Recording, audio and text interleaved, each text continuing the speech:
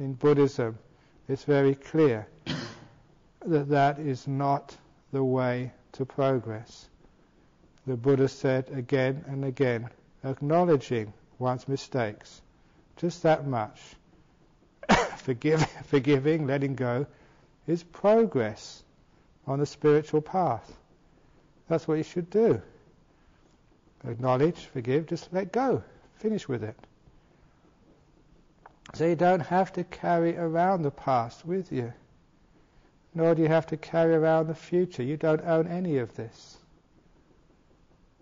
And if you can learn how to say, not mine, to every thought which arises from the past, good thoughts and bad thoughts, if you can say, not mine, to what you have to do tomorrow, not mine, not mine, not mine, then the mind will turn away, will be repulsed, nibbida, towards the past and the future. The past and the future will fade away. You'll be free, vimutti. This was the process in this chant of Anattalakkhana Sutta, from seeing things as they truly are, yatha bhutang. When you talk about things as they really are, things as they truly are, this is what it means according to the Buddha. Seeing that these don't belong to me. And thereby nibbida kicks in. You just repulse from this, the mind just is repelled. And it goes off to the fading away. These things disappear from consciousness. When they disappear from consciousness, there's freedom from these things. When you're free from these things, there's so much sense of space. Huge burdens have been let go of. Huge burdens of guilt, trauma, conditioning, all from your past has been abandoned. So when you talk about letting go, this is a process which the Buddha was indicating as the stages of letting go. Seeing things as they truly are, not mine. The mind being turned away from those things fading away out of consciousness, and ending up in freedom from those things. So if you want to know how to let go, that's how to do it. And when you can say not mine to the past and the future, so you go into what I call always the timeless present. It's beautiful in the timeless present. It's got all the time in the world. I don't know, even during a retreat, how many people are still counting the minutes, the hours, the days, how many more days to go, how many more days have gone. Please develop the peace and the freedom of the timeless present. It's a cosmic time. It's a beautiful time. It's a free time. It's timelessness. And it gives one so much contentment just to be now. We spend too much time going somewhere. We spend too much time lingering on where we've been. We've got too much unfinished business from the past. Too many plans for the future. We can never find a way of finishing off all that old business, completing all the plans for the future. This is the way you get everything out of the way. You'll never get everything out of the way by writing all your letters, making all your phone calls, tidying up all the things around your hut. You never get everything out of the way. Already, a few people in their interviews, I did a little bit of work for the first week, because I've got lots of work. I'm the abbot, for goodness sake. But lots of other people have still been tying up loose ends. What loose ends have you got? If you not careful, you'll be tying loose ends up to 3 days before the end of the rains retreat. And then you've only got 3 days left. How can you tie up loose ends? Just leave it all on the desk. Throw it all in the bin. No past, no future. That's how I tie up my loose ends. That's how I get things out of the way.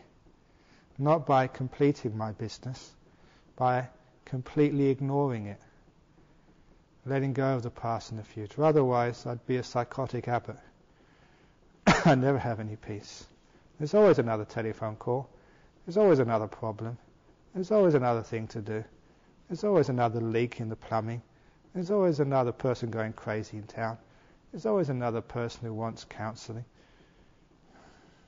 So I just forget about all that. Let go into the present moment. All that past doesn't belong to me. No matter what I've said, no matter what I've done, some people like what I teach, some people hate what I teach, some people praise you, some people dislike you, some people think you're a marvellous anagarika, some people think you're just so lazy and conceited. Whatever it is, it doesn't bother you. Because they said I was conceited, that was a few moments ago. Now it's gone. Where are those words now, when you can let go of the past? The past is not mine. We're free from the past. Not mine. People actually carry around the past of their ancestors as well, of their race, of their tribe. What a silly thing to do. Why do we want to burden ourselves so much? So when you can say all the past, all the future is not mine, not mine, not mine, the mind turns away. Past and future fade away. And freedom happens. If you want to be free, that's how to do it. Freedom from thought, freedom from the five senses. The next thing one does, freedom from the body and the five senses in one's meditation. Why is it that people have a hard time getting into jhanas? It should be so easy in this monastery to access nimittas and jhanas. There's all the time, all the encouragement. I tell everyone here you can miss lunch, you can miss talk, you can miss anything if you're getting into a jhana. That's the most important thing. That's why we eat for. That's why we have huts for. That's why I get up here and talk for. So we can get into jhanas and get enlightened. It's the whole purpose of this monastery. So we're not here to eat, sleep, listen to talks or write books. Those are all reasons. Those are all supports for the main purpose of a monastery. So if things are going well for you, just forget about eating. You can eat tomorrow. Forget about sleeping. You can catch up on that later on. Forget about even coming to a talk. You've got full permission not to come to any meeting if you're on the edge of jhanas and just want to push into the very last stage and get in there. Because you're learning how to let go of the body and the five senses. What is the big obstacles? Because of possessor again. We think we own, we are these senses. It's my sight, it's my images, my sounds. Even these sounds you're hearing now, do they really belong to you? Why are you either inspired or fed up by them then? Just let them flow through. The feelings in the body, tastes and smells. Do these tastes of beautiful food, not so nice food, do they really belong to you? If they're yours, they bother you. They cause all sorts of irritations. So I look at my body when I'm sitting. This doesn't belong to me. It's a temporary home. Put it in the good order and then I leave it alone. Sounds, even sounds in the monastery, doesn't belong to me. When I meditate, I'm not responsible anymore for any sounds outside. Feelings in the body, sight, smells, taste, even memories of these things, doesn't belong to me. Even the breath which comes in and out of my body, it's not mine, doesn't belong to me. If it stops, I'm not concerned. Life does not belong to me. Prepared to die. What's wrong with dying anyway? It's just afraid to let go of the body. This body is not yours. It doesn't belong to you. It's given to you by your mum. So she should take it back again. If you didn't take it back, just let nature take it back. It belongs to, over here in Australia, Bower and O'Day, or Chippers. They own this body. I'll give it to them when it's ready. It belongs to the funeral directors. Just, they're biding their time until they get their hands on it. It doesn't belong to me. When I say not mine, not mine, not mine, not mine, it's so easy to let go. When I say to my breath, not mine, not mine, not mine, it's so easy not to control the breath. Sometimes when you're meditating and you're watching the breath, you can't get it comfortable, and you can't get the bliss with the breath coming up. It's controller again. It's the same way of when you're watching your saliva in your throat.